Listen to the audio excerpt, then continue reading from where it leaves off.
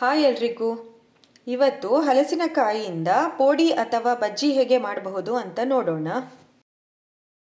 ಒಂದು ಸಲ ನಾನು ತೋರಿಸಿದ ರೀತಿಯಲ್ಲಿ ಹಲಸಿನಕಾಯಿ ಪೋಡಿ ಮಾಡಿ ನೋಡಿ.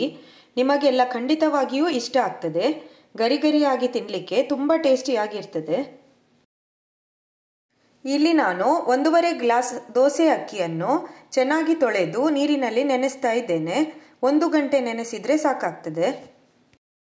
ನಾನು ಯಾವಾಗಲೂ ಈ ಪೋಡಿಯ ಮಸಾಲೆ ಮಾಡುವಾಗ ಸ್ವಲ್ಪ ಜಾಸ್ತಿಯೇ ಮಾಡ್ತೇನೆ. ಏಕೆಂದರೆ ಈ ಮಸಾಲೆಯನ್ನು ನಾವು ಫ್ರಿಜ್ಜಲ್ಲಿ ಇಟ್ಟರೆ 1 ವಾರದ ತನಕವೂ ಕೆಡುವುದಿಲ್ಲ.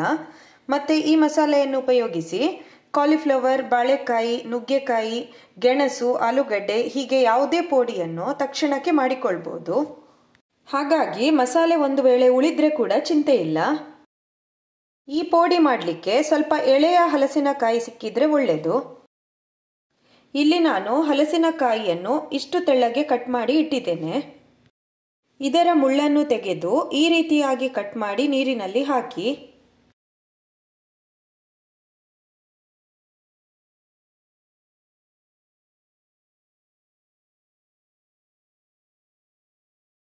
ಒಂದೊಂದು ಹಲಸಿನಕಾಯಿಯಲ್ಲಿ ಮೇಣ ಸ್ವಲ್ಪ ಜಾಸ್ತಿ ಇರ್ತದೆ. ಒಂದು ವೇಳೆ ಹಲಸಿನಕಾಯಿ ಕಟ್ ಮಾಡುವಾಗ ಕೈಗೆ ಮೇಣ ತಾಗಿದ್ರೆ ಸ್ವಲ್ಪ ತೆಂಗಿನೆಣ್ಣೆಯನ್ನು ಹಾಕಿ ಉಜ್ಜಿ ಕ್ಲೀನ್ ಮಾಡಿದರೆ ಈಸಿಯಾಗಿ ಹೋಗ್ತದೆ. ಒಂದು ಪಾತ್ರೆಯಲ್ಲಿ ನೀರು ಹಾಕಿ ಸ್ವಲ್ಪ ಉಪ್ಪು ಹಾಕಿ ಬಿಸಿಯಾಗಲಿಕ್ಕೆ ಇಡಿ. ಈಗ ಇದಕ್ಕೆ ಕಟ್ ಮಾಡಿಟ್ಟ ಹಲಸಿನಕಾಯಿಯನ್ನು ಹಾಕಿ 5 ರಿಂದ 10 ನಿಮಿಷ ಕುದಿಸಬೇಕು. ಒಂದೊಂದು ಹಲಸಿನಕಾಯಿ ಸ್ವಲ್ಪ ಗಟ್ಟಿ ಇರ್ತದೆ. ಅದು ಕಟ್ ಮಾಡುವಾಗಲೇ ನಮಗೆ ಗೊತ್ತಾಗ್ತದೆ. ಒಂದು ವೇಳೆ ಹಲಸಿನಕಾಯಿ ಸ್ವಲ್ಪ ಸಾಫ್ಟ್ ಇದ್ದರೆ 5 ನಿಮಿಷ ಬೇಯಿಸಿದರೆ ಸಾಕಾಗ್ತದೆ.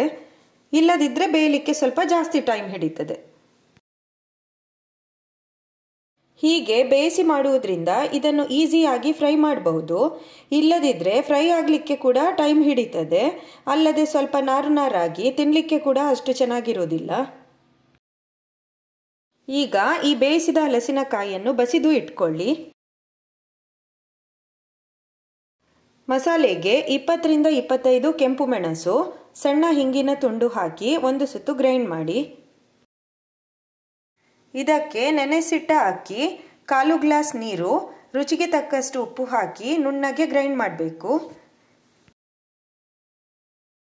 ಹಿಟ್ಟನ್ನು ತುಂಬ ತೆಳ್ಳಗೆ ಮಾಡಬಾರ್ದು.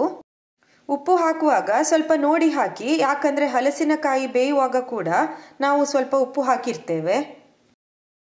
ಈಗ ಬೇಯಿಸಿದ ಹಲಸಿನಕಾಯಿ ಹೋಳುಗಳನ್ನು ಒಂದು ಪಾತ್ರೆಗೆ ಹಾಕಿ ಇದಕ್ಕೆ ಎಷ್ಟು ಬೇಕೋ ಅಷ್ಟು ಮಸಾಲೆಯನ್ನು ಹಾಕಿ ಚೆನ್ನಾಗಿ ಮಿಕ್ಸ್ ಮಾಡಿ.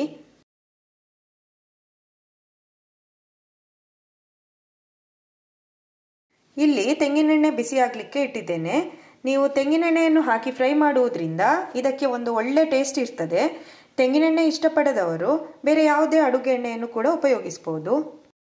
ಎಣ್ಣೆ ಚೆನ್ನಾಗಿ ಕಾದ ಮೇಲೆ ಒಂದೊಂದೇ ಹಲಸಿನಕಾಯಿ ತುಂಡುಗಳನ್ನು ಹಾಕಿ ಗರಿಗರಿಯಾಗಿ ಫ್ರೈ ಮಾಡಬೇಕು.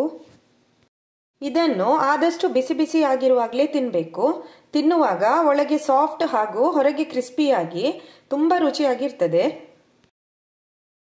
ಈ ಪೋಡಿಯನ್ನು ಒಂದು ಸಲ ಮಾಡಿದರೆ ನೀವು ಮತ್ತೆ ಮತ್ತೆ ಮಾಡುವುದಂತೂ ಖಂಡಿತ. ನನ್ನ ಈ ರೆಸಿಪಿ ನಿಮಗೆ ಇಷ್ಟ ಆದರೆ ಲೈಕ್, ಶೇರ್ ಮತ್ತು ಕಮೆಂಟ್ ಮಾಡಿ. ಹಾಗೂ ನನ್ನ ಚಾನಲನ್ನು ಸಬ್ಸ್ಕ್ರೈಬ್ ಮಾಡಿ. ಇನ್ನೊಂದು ಹೊಸ ರೆಸಿಪಿಯೊಂದಿಗೆ ಮತ್ತೆ ಸಿಗೋಣ. ಬಾಯ್ ಎಲ್ರಿಗೂ.